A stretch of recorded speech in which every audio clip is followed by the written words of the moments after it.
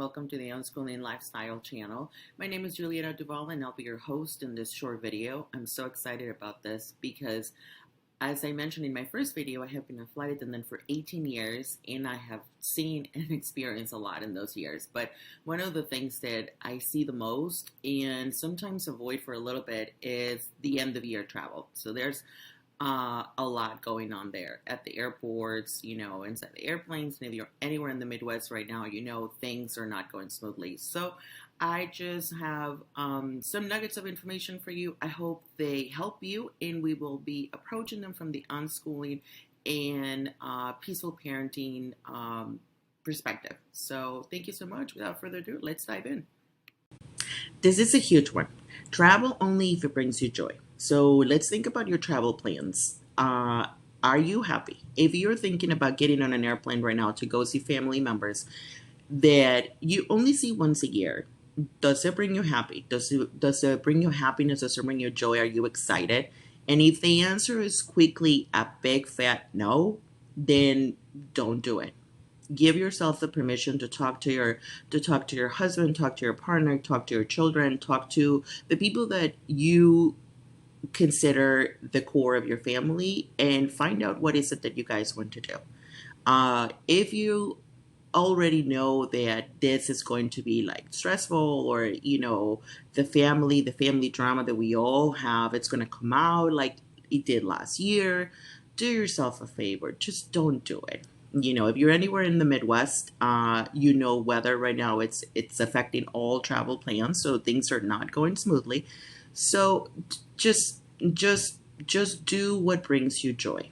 Spend it with the people that you want to spend it, and do whatever you want to do. If it means, I don't know, reading a book, or staying at home, or building a whole bunch of snowmans, because we have a lot of snow in the Midwest right now. Whatever makes you happy, but only do it if it brings you joy. So keep that in mind. So, all right, so number 2. Okay, so now that we established that you are in fact excited and seeing this person going to this destination brings you joy, then as we prepare for a trip, we all are thinking about it, right? But I feel like sometimes as adults, we have expectations, right? We want our trip to be perfect. We want everyone to be so excited, and we have create these memories.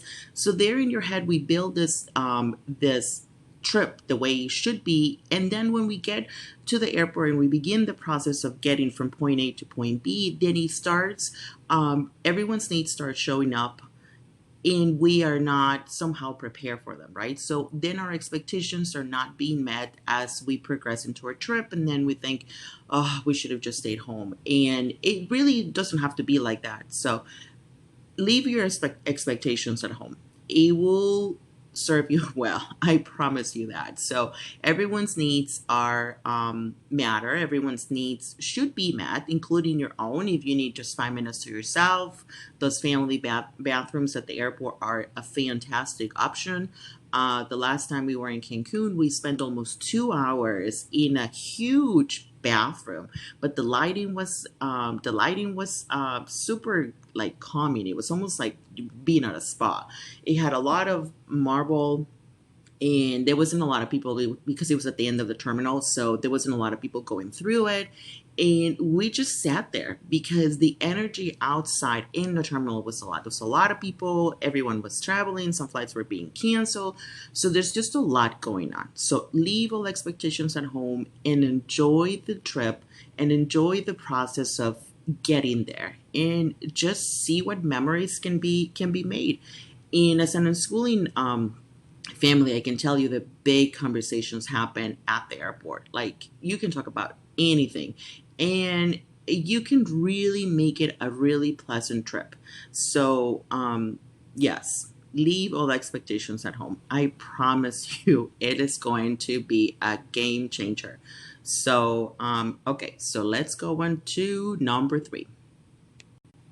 Okay, so now that we are traveling because we want to travel, and that we have left all expectations at home, and then we are open for an amazing experience with our family, then we can move on to affirmations. Now, I do this sometimes when I go to work. I'll say no expectations, and it allows me to be a better flight attendant, a more receptive person. And sometimes when I'm flying with the boys, I'll say our connection or world. This is important because people love to travel, right? But when people travel with children, I feel that it has this negative expectation automatically, right? So as you navigate the airport, the lines, the check-in counter, dropping off your bags, and going through security, just do your thing. Take care of your connection or and take care of your world, right? Which is because that's what we are traveling with and that's what's most important. And this is super like I hope you remember this because sometimes people are not afraid of give us judgment as parents and sometimes people have said why do people travel with children. uh, I don't know why people say that, but as you navigate the airport, enjoy the airport. The airports are amazing places, and there's like a lot of cool stuff. We have had amazing conversations about airplanes, about gas, about drinks, and the food that they serve at the airport. So use this really to as an opportunity to connect, and not just to get from point A to point B. Right? There's just a lot. It's okay to take your time, and it's okay to let go of the judgment that people sometimes pass on us, right? Because they're I don't know, because maybe they don't have children anymore, or maybe they're having, their energy is a little different because they may not be traveling for pleasure. So they may be traveling for work and they don't want to do that, or they might have lost somebody. So you never know what people are going through, and that I have learned that sometimes the hard way, right? Because people tend to react very differently at the airport because everyone's energy is different. So it could be this, it could be this affirmation that you say, our connection or world, and like visualize it, like physically, like a bubble around you, in the sense that your needs and the needs of your family members, your children, your partner, yours are what's most important. So, yes, they come out at different times and it's okay. But I hope that by taking care of your connection with your family, you can enjoy this trip the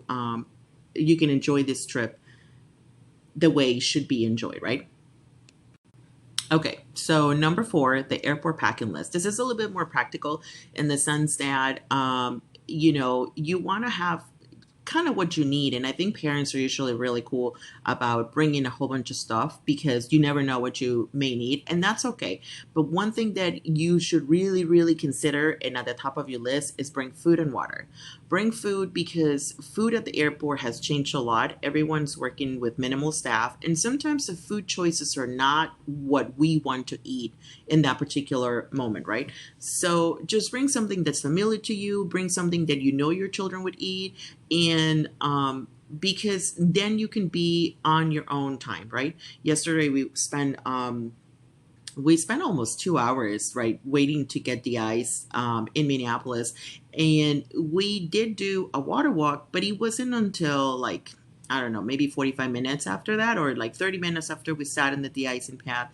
So by having your own food and your own water, you are on your own time.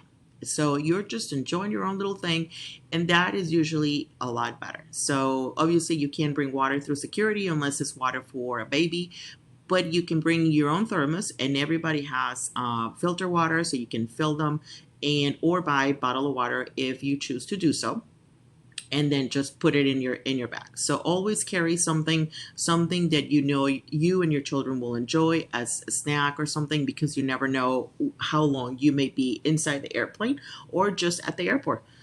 Number two, this one, medical grade air sick bags. Okay, I'm gonna leave a link to the bags that we have used in the past. They are the most amazing thing. So my youngest son, he's 3.5, and usually when he was a little younger, he would burp. He would drink soda, and he would burp, and every all the food would come out. So I just got into the habit. I just had them all the time. I mean, you don't want to know this stuff I had to hold in my hands at some point. So I think everybody knows that. most airlines do have air sickness bags in the bathroom or behind in the seat pocket, but they're very thin and they have probably been there for a long time. They don't get changed all the time. So just bring your own. Have it available because it always happens at the most unexpected moment. The ones we use were great because they're very compact and they fit in any bag. And so it's always a part. Like I bring out the food bag with a puke bag. So there you go. So that's, I hope, just bring one, one or two. I usually bring one per flight. So however many flights we do, I'll bring one, and sometimes I use them, sometimes I don't. So there's that. So and then number 3, only bring familiar items. This is huge because because we're going on a trip, we're trying to get stuff to do at the airport or something. But if your children, like mine, do not like to technically color or make puzzles or whatever, then just bring whatever works for them. Whether that's technology, and people are huge on that, like yay or nay. We are a technology friendly family, so we just bring whatever's familiar to them. You don't want to have too many new things going on because it's already a different experience.